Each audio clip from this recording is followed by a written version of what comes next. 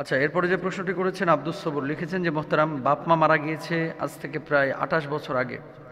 যে সময় আমি কিছুই বুঝতাম না। মোহতারাম, বাপ মার জন্য আজকে অনেক কষ্ট হয় যে বাপ মা দুঃখের সময় জীবিত ছিল, আজকে আমার সুখের সময় এসেছে, সে সময় বাপ মাকে আর পাচ্ছি না। এমত অবস্থায় সন্তান হিসেবে স্পেসিফিক যদি কাজ বলেন যে এই কাজগুলো করলে আমার বাপ মা সওয়াব পাবে, খুশি হতাম। এই কথা লিখেছেন Abdus Sabur. Very very important এই বিষয়টা। কিন্তু এই পৃথিবীতে কোটি কোটি মানুষ এরকম পাবেন যেই মানুষগুলো বাপ মা দুঃখের সময়টা দেখে গিয়েছে কিন্তু সুখের সময় দেখতে পায় নাই সন্তানের। কোটি কোটি মানুষ পাবেন, এবং এরা কিন্তু প্রায়ই আমাদের কাছে এই ধরনের প্রশ্নগুলো করেন যে মোহতারাম, আজকে তো আল্লাহ তাআলা পয়সা দিয়েছেন, প্রভাব প্রতিপত্তি ক্ষমতা সবই দিয়েছেন, বাপ মা তো নেই। এই বাপ মার জন্য স্পেসিফিক আমরা কি করতে পারি? আজকে এই অল্প সময়ে আপনাদেরকে এই মেসেজটাই দেব, যাদের বাপ মা মারা গিয়েছে সন্তান হিসেবে বিশাল আলোচনা করব না, আপনার মনে থাকবে না। মাত্র 4টা পয়েন্ট বলবো, 4টা।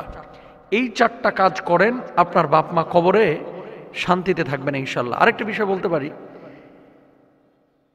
বাপ মা যখন আল্লাহর আদালতে দাঁড়াবে, আল্লাহ এই আমলগুলো তো আমি করি নাই, কিভাবে আমি এগুলো পেলাম? অবাক হয়ে যাবে যে আমি তো দুনিয়াতে এই সমস্ত কাজগুলো করিই নাই, কিন্তু আমার আমলের পাল্লাটা এত ভারী হলো কিভাবে? আল্লাহ সুবহানাহু ওয়া তাআলা বলবে, যদিও তুমি মারা গিয়েছিলে কিন্তু তোমার সন্তানরা তোমার জন্য কাজ করেছিল, এই নেক কাজগুলোর বদলা হিসাবে আমি আল্লাহ সুবহানাহু ওয়া তাআলা আজকে এই প্রতিদানটা এত উঁচু করে দিয়েছি। সুবহানাল্লাহ। এই আল্লাহ সুবহানাহু ওয়া তাআলা এরকম করবেন কিয়ামতের ময়দানে। কি কি কাজ করবেন সন্তান হিসেবে? 1 নাম্বার, বাপ মা মারা যাওয়ার পরে সুসন্তান যদি আপনি নিজেকে দাবি করেন, প্রথম কাজ বাপ মা যদি ঋণগ্রস্ত থাকে ঋণটা পরিশোধ করা। আমি বলি আপনাদের কলিজার মধ্যে লিখবেন, খাতার মধ্যেও লিখবেন। অধিকাংশ বাপ মা এই কাজ বেখেয়াল, মানে কেউ যদি তার কাছে টাকা পয়সা পায়, এটা স্ত্রীকে বলে না, স্বামীকে বলে না, তারপরে ছেলে মেয়েদেরকে কাউকে কিছু বলে না। হুট করে মরিয়া যায়, মরিয়া যাওয়ার পরে স্থানীয় লোকজন এসে বলে তোর বাপের কাছে টাকা পাইতাম। প্রমাণ কি?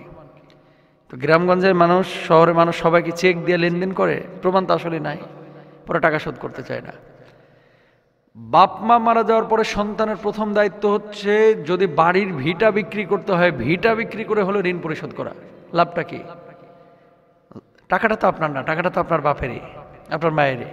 তা আপনি যখন এই টাকাগুলো পরিশোধ করবেন, আল্লাহ সুবহানাহু ওয়া তাআলা ওই বাপ মার আমলনামায় ঋণ পরিশোধের সওয়াব এবং ঋণ মুক্ত হওয়ার জন্য যে জিম্মাদারি আপনার ছিল, এই ঋণের মুক্তি আল্লাহ তাআলা আপনাকে দান করবেন, এবং এটার কোনো দায়ভার আপনার উপর আর বর্তাবে না, আপনি সওয়াবের মালিক হবেন আলহামদুলিল্লাহ।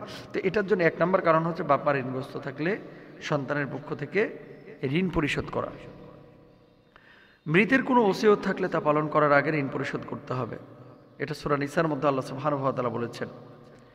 আচ্ছা, তাহলে এখন কারো সম্পত্তি সীমিত, কাফন দাফনের পরে তেমন কোনো সম্পদ নাই, তাহলে বাপ্পার পক্ষ থেকে আপনি দান করে দেন, আপনি ঋণ পরিশোধ করেন আপনার যদি সামর্থ্য থাকে।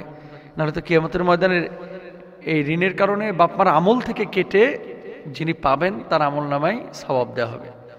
বাপ টুটাফাটা ছোটোখাটো ভালো কাজ করেছে না, এই সওয়াবটা ওই ব্যক্তির আমল নামায় লিখে দেওয়া হবে। 2 নম্বর কাজ হচ্ছে বাপ মায়ের কাফফারা ফিদিয়া আদায় করা। কাফফারা কি? মৃত বাপ মায়ের জন্য যে কাফফারা আদায় করবেন, অর্থাৎ গুনাহের কাফফারা বা আমলের ফিদিয়া আদায় যদি হয়ে থাকে, তাহলে সন্তানের কর্তব্য তাদের সম্পদ থেকে বা সাধ্য থাকলে নিজের সম্পদ থেকে সেগুলো আদায় করে দেওয়া। যেমন কেউ জীবনকালে শপথ রোজা ভঙ্গ করে এবং কাফফারা আদায় করার সুযোগ না পায়, তাহলে সাদকার মাধ্যমে সেগুলোর কাফফারা আদায় করে দেওয়া উচিত। রোজার ফিদিয়া আদায় বাকি থাকলে তা আদায় করে দেওয়া উচিত। বুঝাইতে হবে, নাহলে বুঝবেন না।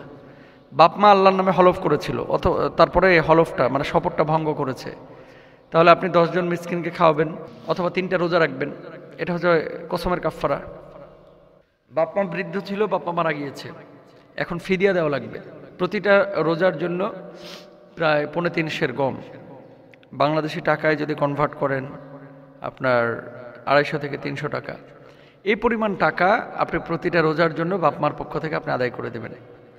তো ফিদিয়া এবং কাফফারার বিষয় যদি থাকে তাহলে আপনি এটা আদায় করবেন। এখন বাপ মার রোজা কাজা করেছে, বাপ মার পক্ষ থেকে আপনি রোজা রাখবেন, এই ধরনের আসলে অথেন্টিক সোর্সে হাদিস পাওয়া যায় না। বাপ মা নামাজ কাজা করেছে, আপনি বাপ মার পক্ষ থেকে নামাজ পড়ে দেবেন না, আপনি তার পক্ষ থেকে ফিদিয়া দিবেন, তার জন্য দোয়া করবেন। 3 নম্বর, বাবা মায়ের জন্য দোয়া করা। কি দোয়া করবেন? রব্বির হামহুমা কামা রব্বায়ানি সগীরা। তবে দোয়াটা করতে হবে কখন? নামাজ পড়লেন না, রোজা করলেন না, খালি দোয়া করলে হবে? 5 ওয়াক্ত নামাজও পড়বেন, রোজাও করবেন, ইসলামের শরীয়তের বিধিবিধানগুলো পালন করবেন, নিজের সৎ কাজ করে দোয়া করবেন, আল্লাহ কবুল করবে ইনশাআল্লাহ। রাসূল সাল্লাল্লাহু আলাইহি ওয়াসাল্লামের একটি হাদিস আপনারা সকলেই জানেন, ইদা মাতাল ইনসান ইনকাতা আনহু আমালুহু ইল্লা মিন সালাসাতিন, ইল্লা মিন সাদাকাতিন জারিয়াতিন আও ওয়ালাদিন সালিহিন ইয়াদউ লা আও ইলমিন ইউনতাফাউ বিহি। 1 নম্বর হচ্ছে সদকায়ে জারিয়া যদি করেন, 2 নম্বর হচ্ছে উপকারী এলেম যদি বিতরণ করেন, 3 নম্বর হচ্ছে সৎ সন্তান যদি দুনিয়ায় রাখেন, কবরে শুয়ে শুয়ে সওয়াব পাবেন। এটা আমরা খেয়াল করবো। 4 নম্বর, বাবা মায়ের পক্ষ থেকে সদাকা করা। নিয়মিত সদকা করবেন, মসজিদে দান করবেন, মাদ্রাসায় দান করবেন, নীল্লা বোর্ডিংয়ে দান করবেন। যদি সদাকা করেন, বাপ মার আমল নামে আল্লাহ তাআলা এই সওয়াবটা পৌঁছে দেবে। সুবহানাল্লাহ। তাহলে আমরা চেষ্টা করবো এই আমলগুলো করার। আল্লাহ বুঝদান করুক।